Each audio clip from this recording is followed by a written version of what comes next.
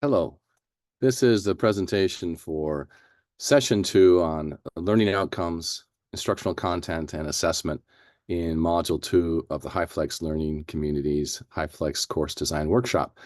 And so I'm Brian Beatty, and I'm going to be talking through the presentation. I'm going to go through this relatively quickly. You do have access to the slides and all the base fundamental content and resources, and also an opportunity to engage in a discussion with an application activity. And so the more that you take advantage of that, probably the more that you will walk away with your experience on starting to learn how to develop HyFlex, or maybe even developing HyFlex or confirming your designs. So here we are. We're going to talk about outcomes, content, and assessment. This is a lot to talk about, and I'm going to go through it quickly, of course, because you're not going to need a lot of extra support in all of these areas. Probably one or two of these might be the ones that are more challenging for you when you consider multimodal and flexible instruction. But I want to make sure that we at least talk about them, and if you need to go forward, then you can just go forward. Right. So we're going to talk about outcomes, looking at equivalent learning outcomes in each of the modes. We're going to talk about content, which really supports the principles of accessibility and reuse.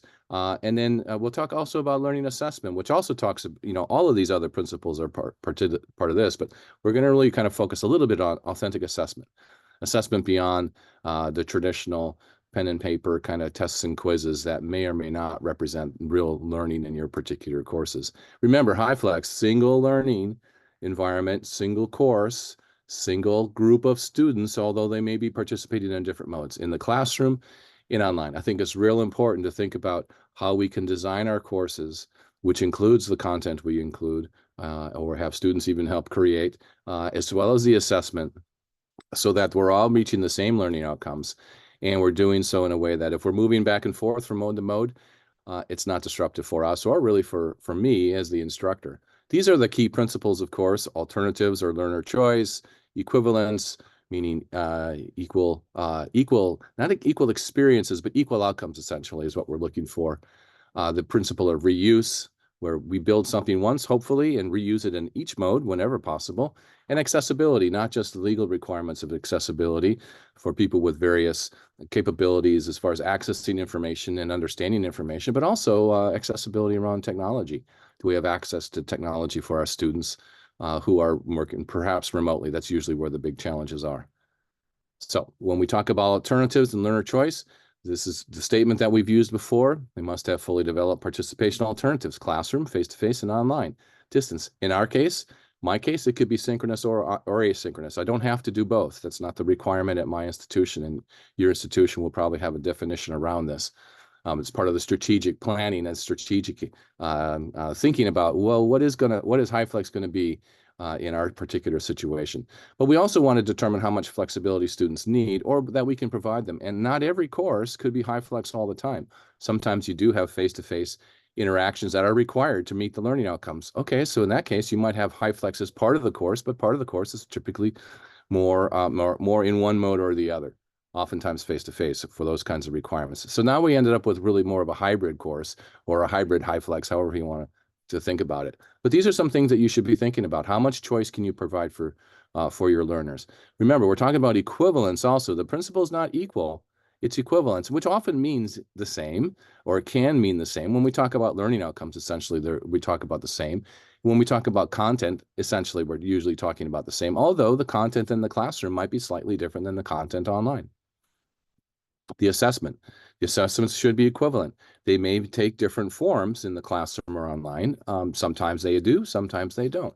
But they should all be equivalent, like equal rigor, equal validity as far as what we're measuring, equal challenge for the students, etc. So we're talking about equivalence, not necessarily equal or the same. When we talk about reuse, whenever possible, we're building things once, we're using them in all modes whenever possible, especially with instructional materials. Student activity, can we capture that activity in the classroom and use that then for our online students to learn from? And also, conversely, can we take what's going on in the classroom and use that, or going on online, right? The discussions that might be going on asynchronously, any kind of interactions synchronously, can those also feed into the other modes and provide learning resources for students? If we can design that way, one thing, we're going to be pretty efficient, but also it's going to be such a rich learning environment for our students. And for me as an instructor, it's a pretty rich teaching environment too. I get to do a lot of different things that I enjoy doing because they all have some value for students, even though different students are taking advantage of different resources and perhaps different activities even. And once again, accessibility, more than just the law, but we should make sure that we are, one, making sure all our media and our activities are accessible to all of our students. If we can do that on the front end by design, that's excellent. That's awesome. There may be some things that you can't make accessible. And if you have students who are able to access that information, well, that might be okay in your situation to use those kinds of resources, unless or until you do have students who have a documented accommodation that you do have to then find a different way for doing it. And if you have to do that for some students, you're going to create an alternative path to that content or to that activity, perhaps assessment, that you can now use for other students in the future. And we find that once we build accessible and alternative paths towards content, maybe for assessment, maybe for engagement, more students take advantage of those when it's available than we might have predicted beforehand. They find it valuable many times. Do students have access to the network? Do they have access to the technology they need to be an effective and a successful online learner, synchronously or asynchronously? And if not, and you probably have some students who have some challenge in those areas, then what do we do for support for them? This is an important part of our design conditions. Is we design, I hope to design relatively simply. So I'm not asking them to do a lot of complex things with technology, but sometimes we do want that technology. Sometimes we do want the rich media because it really helps the learning process. And then in those cases, for students who don't have access to what they need in order to be full participants in that mode, what can we do to help them? To provide alternative sites, alternative technology. Maybe they get to borrow a laptop for a semester or for a course, or even just for a week. Maybe we give them some opportunity to get Wi-Fi in a more convenient place than coming to campus or going to the local library, or maybe the local library is a great choice for them. So accessibility, the fourth principle. When we talk about instruction, now we're getting into the design phase. Everything that we're doing, remember, is to support the achievement of student learning outcomes. So as long as everything is directed towards helping students learn, that is really what we're in the business of doing, right? That's what students come to us. That's why they enroll in our courses, to reach these learning outcomes, even though their outcomes may be focused more on the program level, the graduation level. I need this to get the job I want. But at the course level, we kind of have to start with the student learning outcomes. And then we have content, assessment, and engagement that all feed into those. In this session, once again, we're talking primarily about the outcomes, but then the content and the assessment approaches we use to support the achievement of those outcomes. For a further discussion on engagement, the session 3 presentation that's in module 3 is where you'll find more of that. So real briefly, what's a learning outcome?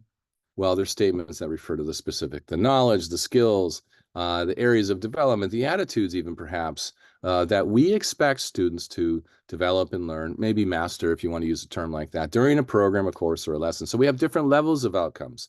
And we should be looking at each of these levels of outcomes if we're going to provide a HyFlex experience at these various levels. Clearly, we're starting at a course level. So that means at the lesson level, very tactical, very, very kind of granular, very specific, action-oriented kind of instructional objectives, learning objectives, whatever you want to call them.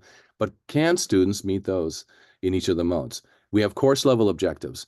Typically, I don't know, 3 to 5 different objectives, relatively general statements, but they're focused at the course level. In this course, you're going to learn to do this. You're going to understand these principles. You're going to be able to apply this in a particular way. And then, of course, we have our program level objectives, which are probably even higher level, more strategic, more general statements, but they're probably, I don't know, 5 to 6, maybe 7 statements that you have.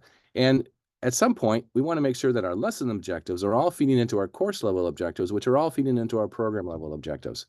So you probably have done that already if you've designed a course, right? In your program, you probably have PLOs, program learning objectives, and then you have course level objectives, CLOs that are probably approved when your course gets approved. And then you have lesson level objectives, which are really much more under the direct control of you as the instructor on a day-to-day or a session-by-session basis. So this is where the kind of the rubber hits the road for HyFlex design. Can these outcomes all be met in these various modes? When we talk about objectives, you can take a look at something like this if you want a little refresher on objectives and how we write objective statements and the kind of language that we use, what we're looking for. Typically, what we're looking for are objectives that might not that we don't want them to stay focused at a super low level on this taxonomy. We're looking for objectives oftentimes that go up into the apply area, the analyze, the evaluate area, and those might be in lessons, but they're more likely at the course level, and sometimes they're primarily at the program level. So here's a resource you can use if you'd like to get a refresher on that. When we talk about HyFlex, one of the challenges often comes in when we have objective statements that include process language. Like an example here on the slide here, working in small groups in class, students will participate in peer review, blah, blah, blah, or whatever it might be. When we put that the process of how they're achieving the outcome or the objective into the statement itself, then now we're more susceptible to being bound into a particular context. Like you can only do this in person, working in small groups in class. Well, you could actually do that online as well. In class would mean asynchronous, would kind of imply a synchronous environment, which means you'd have to rethink that for an asynchronous environment. You might change the language then to remove some of the process language if you have that in there, and it's important, and focus more on the learning itself. So these are some important things to think about. Look at your objectives and your outcomes. Are they process or learning oriented? They're probably learning oriented, but they might include process language. And if you think, oh, I don't know if I can do this online, but why couldn't I do this online? Maybe it's just the way I have it written. So when we talk about the design aspect of this, we start with our outcomes or objectives in whichever mode we have them. Typically, they're for face-to-face courses. They might be for online courses. And then we look at what are the various modes we're going to design for. This is our strategic choice we've made. We're going to have a classroom, and we're going to have at least one of these online environments. It could be synchronous. It could be asynchronous. It might be both. And the question is, can we expect the faculty to be able to support students achieving those outcomes or objectives in each of these modes? Here's an example. Here's a discussion activity. So you can read this here for yourself, but here's the objective. Students are going to create something that's applying the stuff that they're learning in the class. In class, students, it might be written like this. Students will write out blah, blah, blah, share in a small group, discuss what they learned, ask questions in a whole class discussion. There is a lot of process that's in that statement, and I can't do that in an asynchronous environment. But if you go down to the asynchronous one, perhaps it could look like this. Students listen to the recording of the discussion, so they're accessing the information about instructional objectives. They draft a full set, post them to the forum, and comment on those posted by their peers. Essentially, we're doing the same thing, but we're using a different process. Okay, so, and I could use a similar one for the synchronous. Now, the question I would have is, well, do I want to have 3 versions of this objective, or could I rewrite this more generically so that it would fit all needs? So that would be part of my design process, might be to restate that in a way that would work in each of the modes I have designed. Here's another one that's an example of peer review. So you could do peer review in class, in which case your objective might include the process language that you see in this first statement for in class. Or you could do it online asynchronously, where they're going to basically do the peer review through some sort of external process, asynchronous process, right? Asynchronous learners, they're going to need an asynchronous process, or some sort of combination where they're doing it online synchronously. So you could have 3 versions of this objective too, one for each mode, that have process language included. My preference would be to rewrite it so it's much more general, and perhaps even move the activity totally out of the classroom into the asynchronous space. That would be a personal teaching choice of my own. But in any case, I would try to generate this outcome so that it would fit each of the various modes that I plan to offer the class in. Sometimes there's no difference, and you don't have to make any changes. So, especially when students are doing like for homework outside of class, often, typically asynchronously, then maybe even recording them into an online forum like this first one. All students would be able to do this. They're recording them like introspective comments on their learning process, like like a reflection process you might have them do. Reviewing readings, an instructional activity I'm sure most of us, if not all of us, have our students. We don't need to rewrite that for the various modes. Perhaps even if we're doing some sort of assessment through a written paper or a project that they're doing primarily out of class, that could be written in one way so that it would meet all needs. So not all your objectives would have to change clearly. So if you are bound to process, and that's part of your objectives, then you have to think about whether or not you need to have different versions of those objectives. But my recommendation is you rewrite them to remove that restrictive process language unless it's required, so that you could use the same objective for each mode. So laboratory stuff, working on as a stage environment, where in-person performance is really an important part of it. This is where if you wanted to do it online, you'd probably have to rethink that objective and see, can we do this? If not, can we change the objective? And if we have to change the objective or the outcome, is it still the same experience? Is it still the same course? And what do we do about that? You have a lot of decisions to make. One of the tools we have to help you that you can find here in the workbook or in the workshop, but also in the book, the HyFlex book, is this learning outcomes analysis. And what I ask you to do here, or it's a support tool you can use as a thinking tool, really. Write out your objectives, decide whether or not they can be met in every mode. And if not, or if you need modifications or some clarifications, there's a space here to write those in here. This is a tool that could be really helpful for you if you're going to discuss this with others. And there's some examples that you can take a look at, of course. Here's an example from clinical medicine. And you can see here that the answer from this person, this designer, was yes, I can meet all of these online, but I highlighted that in the yellow here. We might want to make some notes on what this might mean for us. All right, now it's time to move on to the instructional content. Okay, so for instructional content, first thing to think about is, well, what is the role of content? Clearly, we are used to thinking of content as the expertise. What do we have to know? What do students have to learn in this class? It's expertise, it's information, but it's often also information about application and guidance for application. That's the role of content. How do students apply this information in some meaningful way so that they get, practical knowledge and not just what we might call inert knowledge, which is something that you might know, but you never use. Especially in the educational environment, this is one of our big challenges: getting the knowledge from just information that's remembered to something that's actually practically used, which creates much deeper kind of memory and actually prepares students, because we're here to prepare students for something useful, right? And it could be academic in nature, it could be preparing them for further studies, but that's an important thing to make sure you're clear on what the role of content is in your particular course and in every particular lesson. Content can also support connections among the learners, the students, and the instructor. When students are creating content for each other, like they're doing draft assignments and doing peer review, guess what? Students are learning from each other when they're reading their drafts and when they're getting feedback on their drafts. Projects, students are working with each other, building things together. What they're doing in those projects is often helping, they help each other learn. So that may not be learning from a book. It's learning in practice. It's still learning. And so you can consider this an area of content. Same thing with you when you're creating as a designer or a faculty member, a teacher, you're creating content for students. You're creating notes, you're creating presentations like this presentation. You're giving them feedback on their performance or on other work that they're doing. That's all information that can help them learn. It's actually content. You can think of it at least as content. So content can be quite broad. It's not just the textbook readings or the YouTube videos you have them watching. When we talk about content, I think one of the things to consider is some of the expectations around high quality content and what we need for content, especially in online courses. Most of us, or many of us, are coming from a face-to-face environment.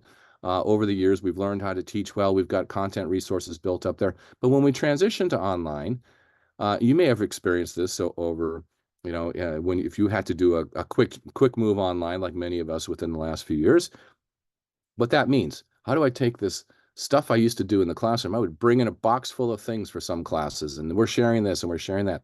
How do we make that available for online courses or for online participants, really? And we're talking about, in HyFlex, if you're going to have an asynchronous online path, you need an asynchronous online course that then you can use to teach in every mode that you're offering. At least that's my philosophy of this, is let's build a really high quality online course, maybe not all at once, but maybe over time. Like I said, I may have mentioned earlier, it takes me typically 2 or 3 terms of teaching a new course online or in a hybrid format like HyFlex to really feel like, okay, I think I've got everything I really wanted when I started thinking about this course. The first time I designed this, it's a little thin, but I have to limit I've limited time like everyone else. And so I build in things that I know are needed, the fundamental things that are needed based on some of the quality expectations.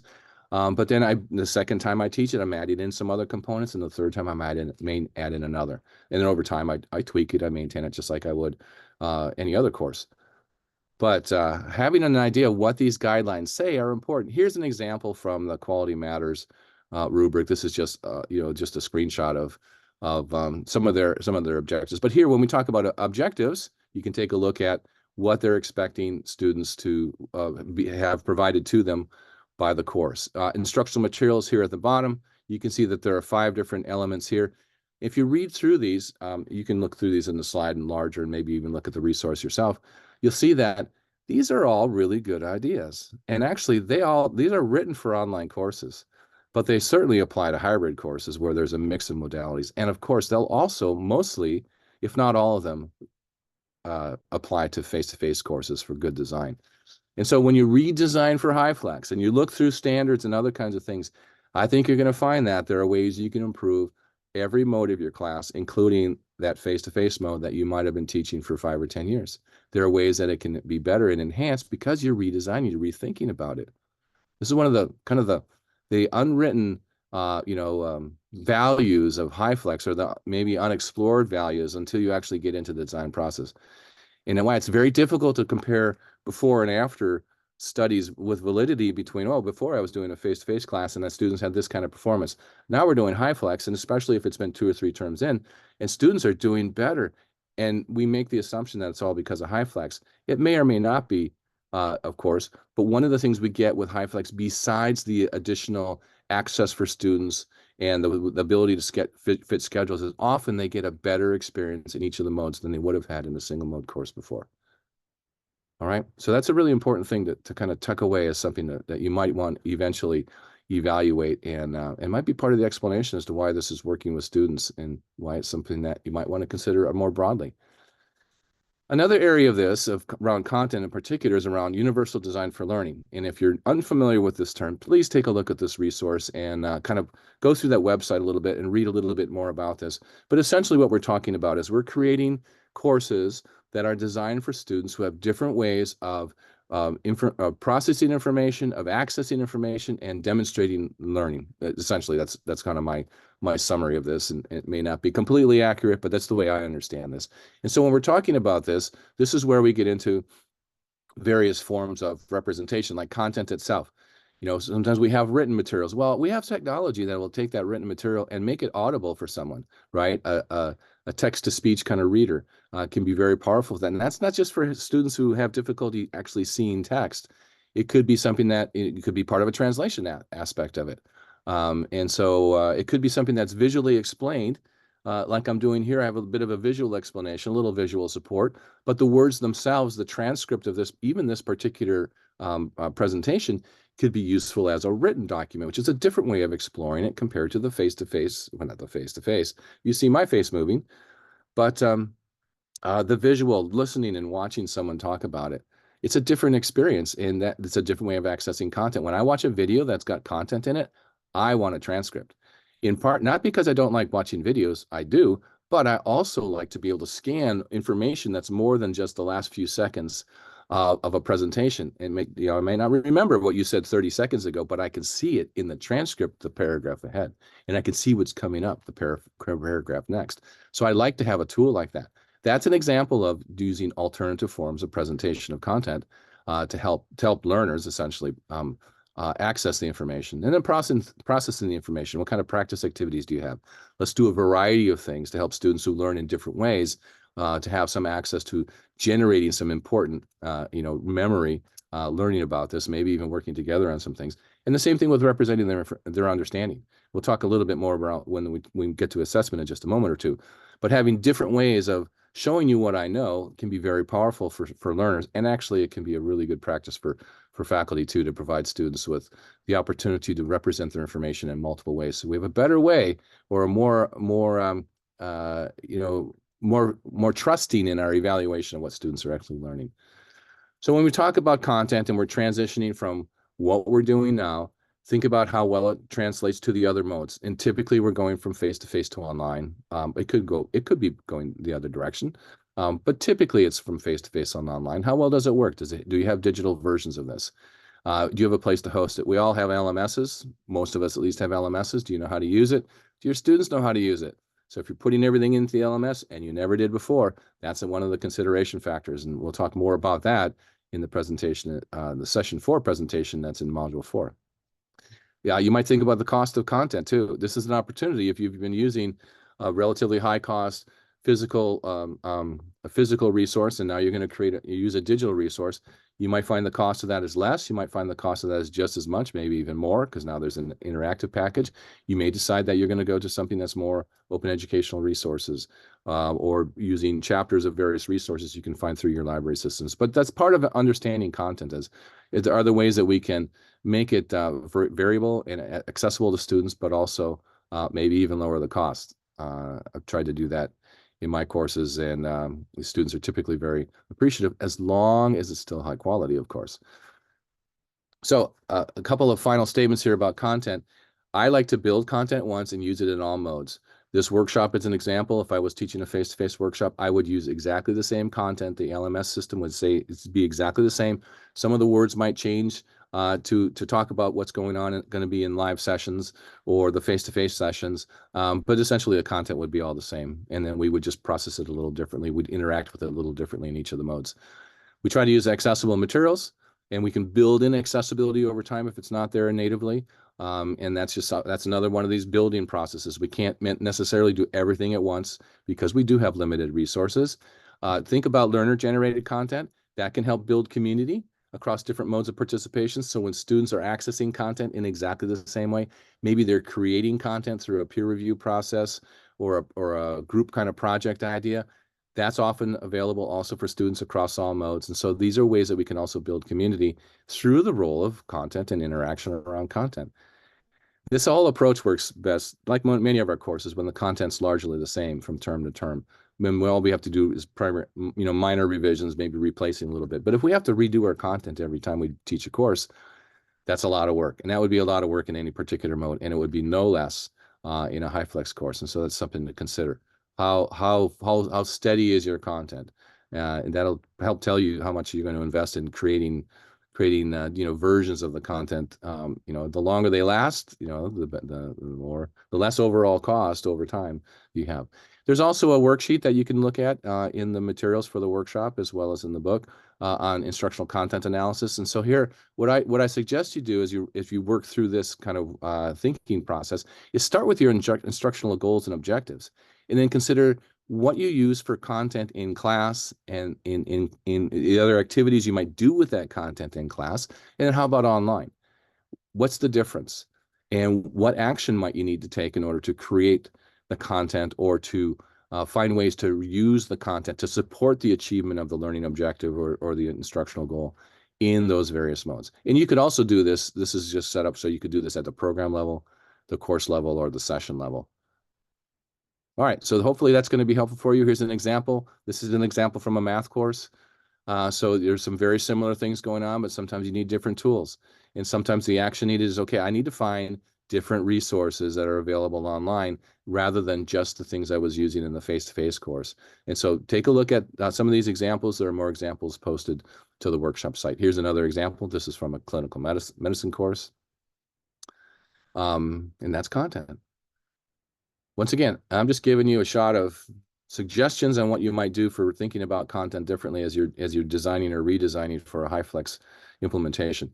This also should help you if you're developing a hybrid course, or thinking about maybe just doing HyFlex in 1 or 2 sessions, especially at getting started out. Well, how about that particular session? You could do this much more quickly, just thinking at a session level, like a meeting. Week 1 is going to be all in person. I'm going to get to know you. You're going to get to know me a little bit. We're at least going to see each other face to face. And we advertise this as a face-to-face course. But week 3 or 4, we're going to try this experiment. We're going to try to give you some flexibility.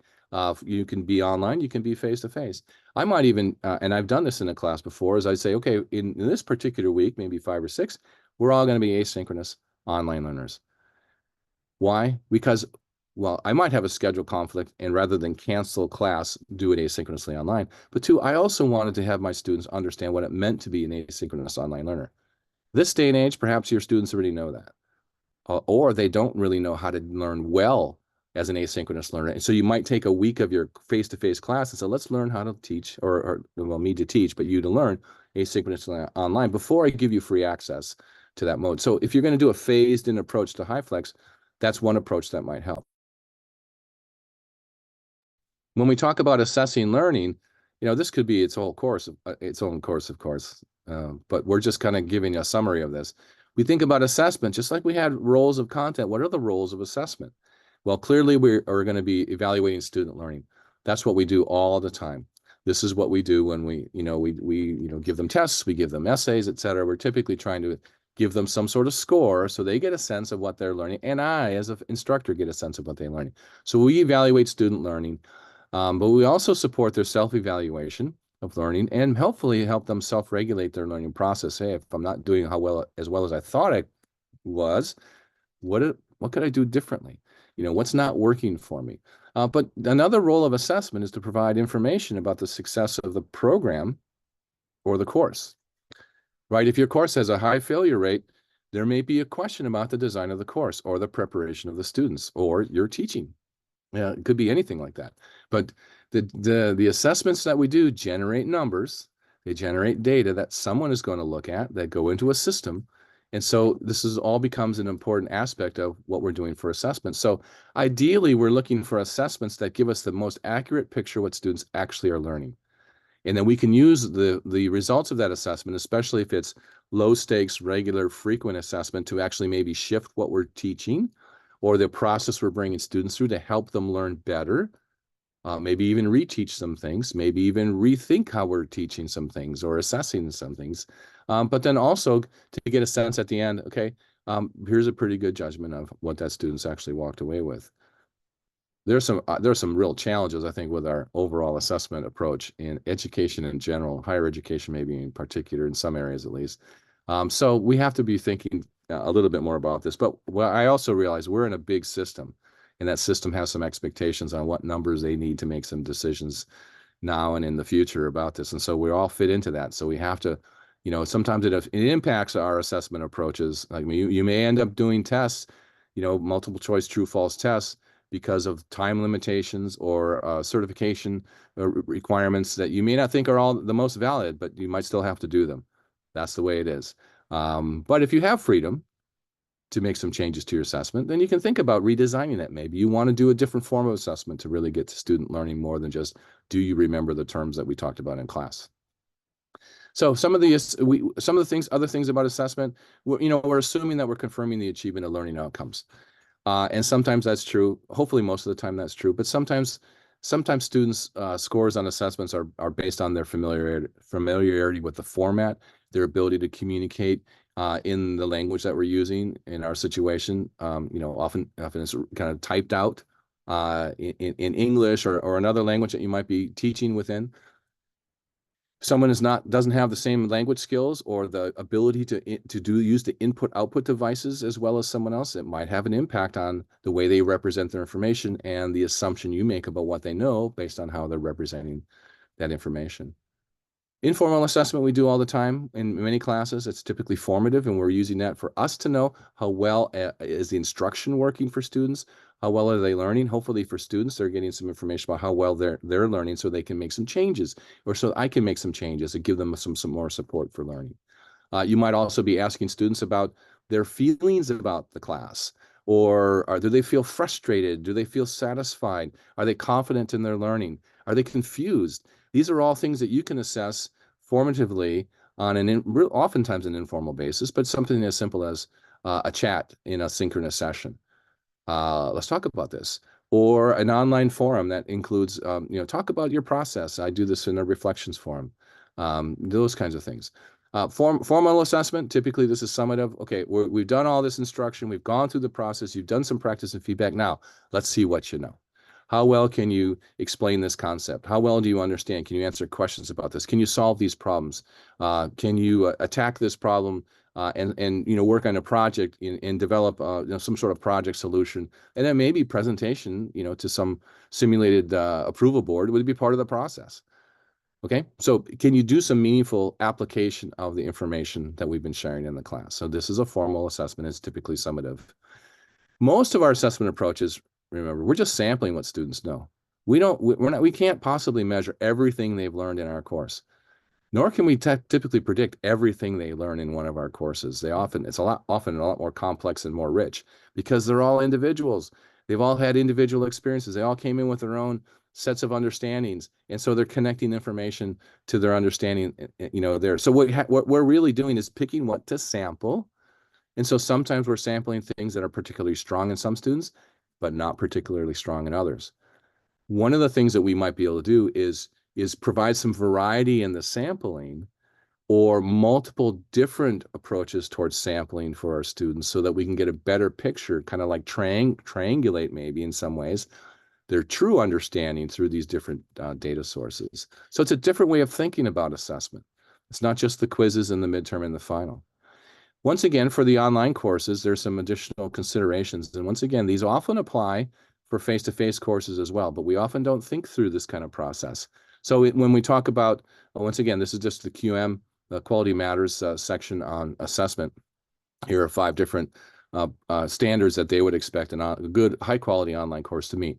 But if you read through these, would any of these not also work for a face-to-face course or a hybrid course? I think the answer is, yeah, these are just good principles. And so we can do this for all of our modes in our courses. This is why I'm saying, if we start thinking about high quality design for HyFlex, often we start thinking about high quality online design because we have assumptions about our face-to-face. But when we look through the quality expectations for the online path through our course, I think, oh, actually, if I do this for online students, it would also help my face-to-face students. So we end up with a better face-to-face experience for our learners than our previous face-to-face course probably was in many situations. At least that's been my experience in my own courses, but also I've seen that in many other courses. Perhaps not all. Some of us started with really stellar face-to-face experiences, and we maintain that. We don't really need a lot of improvement there. So some of the common guidance around assessment for HyFlex. Make sure they're tied directly to learning outcomes. And these are actually in all the different rubrics. That's why they're kind of pulled out here. Make sure the grading policy and expectations are clearly stated. Okay, that's important for everyone. Make sure the assignments used to evaluate learning are clearly explained and connected to course learning outcomes. Same for face-to-face. Multiple assessments used to establish achievement level. Great idea. That triangulation thing I was just talking about kind of fits in here. Ongoing formative assessment to monitor student learning progress, support self-regulation. Where would that not be helpful, right? And then another principle they put in here, which is actually something that's fresh for some of us, is having students provide feedback to you, the instructor, about the course design and the effectiveness of teaching. How would you do that? I do a weekly. I'd ask them to do a weekly, very short reflection. Kind of like you would do at the end of the class, maybe face to face. Hey, just give me 2 minutes on, give me an exit ticket. How did class go today? What was the best thing we did, and what was maybe the worst thing we did? That kind of thing. And so I have them do something like that every week, but we do it online because I want it to be available for everyone. But I get feedback on a regular basis. I would do that in every mode, even if I wasn't teaching HyFlex or anything online. I would still find a way to do that for face-to-face only students. Formative assessment, a little bit more on formative assessment. There are so many ways you can do this, so many technology tools. You probably do these in your classes already. There are tools like I use Mentimeter a lot. I use quizzes occasionally as an example of a different kind of formative evaluation tool or formative assessment tool. Students, I can get a sense of what they know. Any polling tool would be useful for formative assessment. You might use the ones that are integrated into your web conferencing system, like Zoom or Teams or something like that. So the challenge, of course, is that now we're using technology, and we're often using technology with our face-to-face students as well as on our online students. So sometimes it's primarily designed for synchronous interaction, right? And so we have to find some way of using tools that work with our synchronous students, but why can't we use the same tool, the same activity with asynchronous students? Most of these tools will provide you with an opportunity to use this with asynchronous learners as well. That's an important thing, I think. Same tool, same activity. Synchronous and asynchronous are using the same thing, even maybe just at a different time, but they're getting the same questions. The data is feeding into the same data set that I can then analyze later if that's important for me. In person, do all the students have to have classroom technology? Well, if you want to gather the same data from them in the same way, yes. But you could potentially have students in person responding to polling questions or interactive questions in person, live, not necessarily using the technology. One of the things I've found is that my face-to-face students always have technology, and even though I don't tell them to log into the poll, they all do anyway. And so it becomes a kind of an expectation, but not a requirement. An expectation, a social expectation, not something I tell them I expect them, but they tend to, if one's doing it, they all tend to do it. And so that's typically the way that's worked. Does that change the nature of the classroom experience? Yeah, maybe a little bit, all right? But as long as it's a technology that works well, it's probably not going to be a detriment. It just changes it a little bit for students. And if everything I did in class was like 45 minutes of just polling, and they're just on their phones or other devices, they might wonder why are we in class here? Why not just do this from wherever we are? And that could be the nature of the course, but I've never had a class that actually worked out that way. So the technology use in the classroom is still limited in my experience for the courses I'm teaching. And if that may not be true for you. So when we transition from the classroom and we're looking at assessment in HyFlex now, start with where you are. What do you use now? What are the strategies you're using? What are the forms that you're using? What quizzes? Are you using paper and pencil? Is it all online already? Could it transition in some particular way? How would we transition what we're doing now, what we were original assessment design, assuming it was relevant? I mean, yeah, and that's I'm sure it's relevant, but valid and reliable, et cetera. How do we transition that to online delivery? We're thinking if we're doing tests, what about test security? What about plagiarism or cheating? Reducing the likelihood of cheating being in implication in their scores. How about technical delivery? What are we going to use? How's it going to work? What about other factors like environmental factors? Noise, undisturbed locations. When students are doing tests on their own in the environment that they're responsible for finding and maintaining, it could be very full of distractions. Is that fair to them? Well, they're making that choice. Yeah, but if I'm trying to decide to give them an evaluation of what they know and it's being impacted by the environment around them, that's really an unfair assessment.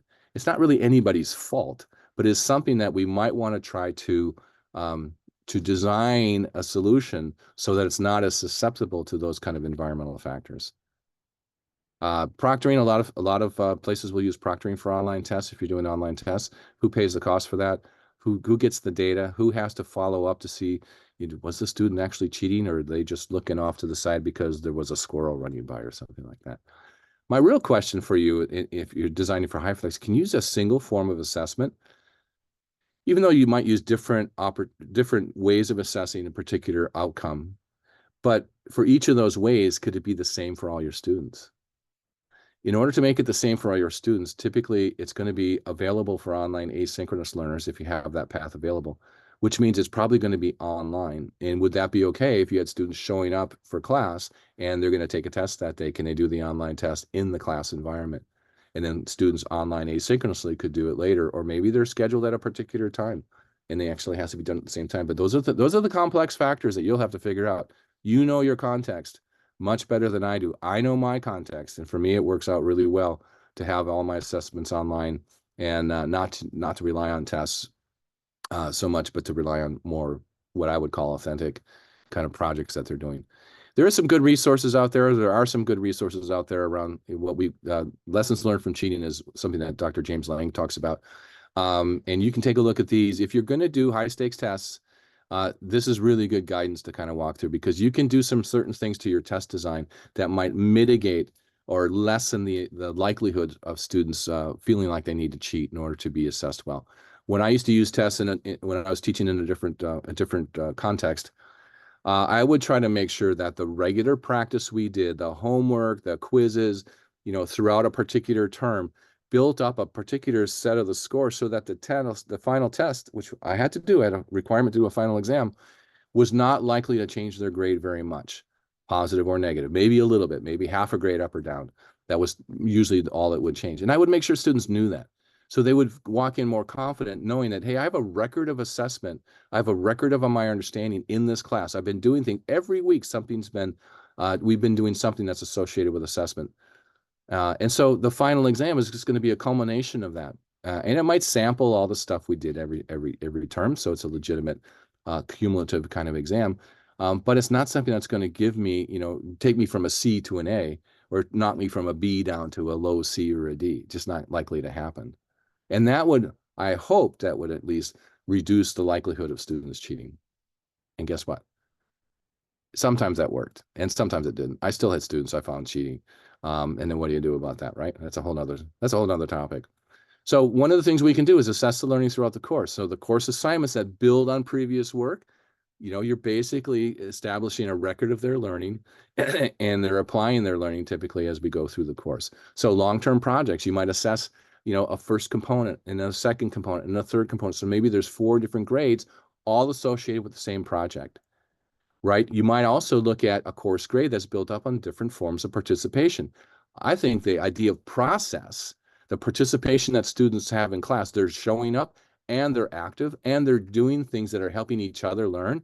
That's all process stuff. And I think that it's legitimate to put that into an overall course grade. Why? Because if you follow the process, you are likely to learn more than if you don't follow the process. And even if that knowledge doesn't show up on an end of course exam, that doesn't mean the learning didn't occur. We may have to make some assumptions about the fact that learning's happening. Your understanding is shifting, and that may be an important goal of the class, even though it might not show up on a test. Okay, so different forms of participation, regular practice, regular participation, and then probably some substantial, kind of like, okay, checkpoints. Okay, we've been talking about this in this particular unit. How well do you know that? Explain that in some particular way.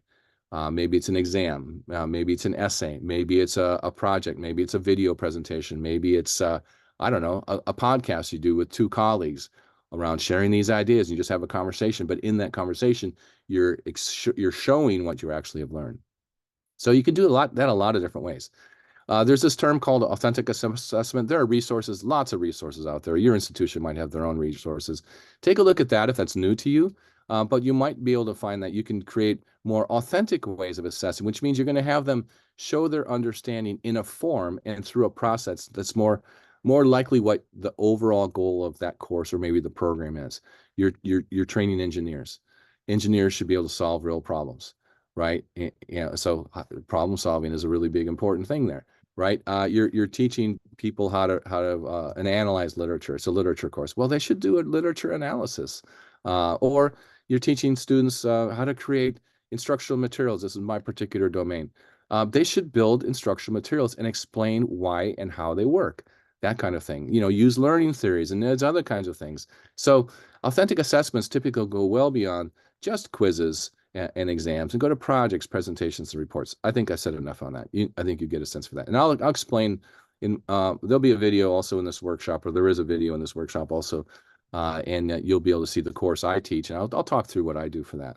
So typically, these are more realistic assessments. They require students to have judgment, maybe some innovation. The students are actually trying to do whatever the subject is. And they put them in a context as if, hey, let's say you are a brand new a junior marketing associate at a firm, and you have to do a presentation, or you have to help your marketing senior, your mentor, create a presentation for the executive committee about something, right? Well, that kind of creating a high stakes marketing presentation, that you're participating in is maybe a very authentic way of teaching, some principles around marketing or having them demonstrate what they've learned about marketing in a particular context. So authentic assessment could be an important thing. When we do authentic assessment, oftentimes we're using rubrics. So if you're not using rubrics now, that might be something to consider as far as how you're evaluating what people are doing. There's some resources here you could take a look at if you think that would be helpful for you. Rubrics can be very powerful in helping us explore the most important parts of what someone is showing that they know. Rubrics also are very helpful for students because then they know more specifically what they're going to be graded on. Okay, I'm doing this project. How's it going to be graded? Is it just your subjective opinion on how I do the presentation, the 5-minute presentation, for the project that I spent 6 weeks working on? Or are you going to look at more details like, the written component, maybe there's a performance component, maybe there's a building of something component. And there's a process here. Sometimes rubrics get pretty complicated. But there's something that's really cool called a single point rubric. And a single point rubric is something like this. This just happens to be one for self-evaluation. It's just an example I found online. You can see the link below it. But basically the objective is here in the middle. And on the right, we would say, not quite yet. This is where you would have words for improvement. Or on the left here, in this case, this is where you'd say, oh, that you did this really well. You're ready to go with this one. So single point rubrics. When we're using alternative forms, of course, we have to figure out what students really need. So just a second here. Let's get this lined up. One of our most important considerations when we're using different ways that students might be representing their information and giving them some choice. You could write a paper, you could do a video, you could do this, or you could do that. These are alternative forms of them representing their understanding. So if we're doing that, one of the most important thing I think is that each one of those is equitable in the sense that it's basically you're going to be able to express your understanding in a similar way to a similar depth so that I, as the evaluator, could give you evaluative comments that would be just as useful in any of those formats. Now, you could also talk about the rigor. Okay, it's going to be about as difficult for, I don't know, the average student, whatever that might be, to do these different formats. Now, that I don't think that's always true, because there are some students, where writing with written language is very difficult.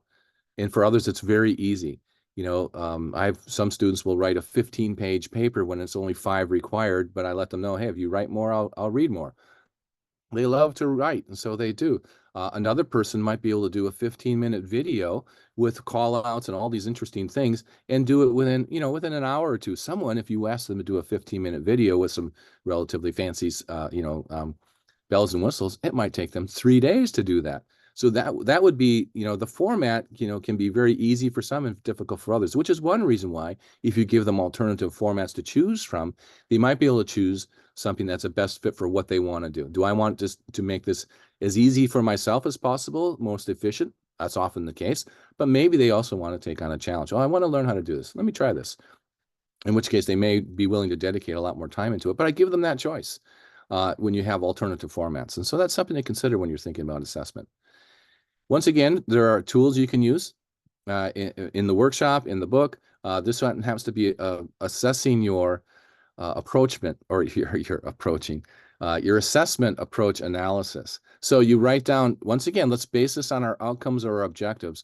How would we assess that face to face? Maybe what we're doing now or what we have done in the past. What would we do now for online students? And would it be different for synchronous or asynchronous? In this case, you would write that out here. And if you have to make changes, then you think about making changes. I think the most important thing to do would be to find ways of assessing all your students the same, but I also realize that's not practical in many situations. And so I think we do as much as we can of reusing and making them common, because actually a common assessment approach where all students doing the same thing, especially if it's interactive and kind of authentic in that way, that also helps us form learning community. And so it could help create more community between students who might be an asynchronous primarily student and those who are synchronous primarily or face-to-face primarily. Once again, you could do this at different levels. Program level assessment is one thing you might be looking at. Maybe there's a certification exam everyone in the program has to do, or there's a practical experience, kind of like a practical examination they all have to complete in order to finish a particular program. And those sometimes you can't do online. Sometimes you can, sometimes you can't. Course level, session level. Session level assessments are probably more informal, more formative assessment. The course level assessment are the things that we'd typically be talking about for our summative strategies. And if you have to make changes or you need more technology or different technology, this is where you would note that. And then as your part of your design process, you could say, okay, I've identified this to be a potential problem, or maybe here's an opportunity. Now, what can we do to solve the problem, to change maybe the problem in some way? Maybe we redefine the problem or some way, or maybe we just come up with different forms of assessment and we live with that. An example from a technical math course you of course can look at. There are more examples that are posted to the workshop site as well. Here's an example from a nursing course. Okay, there are lots of resources. Here's just a short sampling of them, and these are all for assessment. There are other resources that you can find posted in the workshop site around content. Probably not so much on learning outcomes, because that's typically not the biggest challenge for us. It's really around content a little bit, but more so thinking about assessment differently. This is probably the biggest challenge here when you're talking about the core design. Okay, this has been our session 2 on outcomes, content, and assessment, and in module 2 of the HyFlex learning communities, HyFlex Course Design Workshop. I hope that you have learned from this, and I hope you take the time to explore more of the resources and then participate in the discussion. Thank you.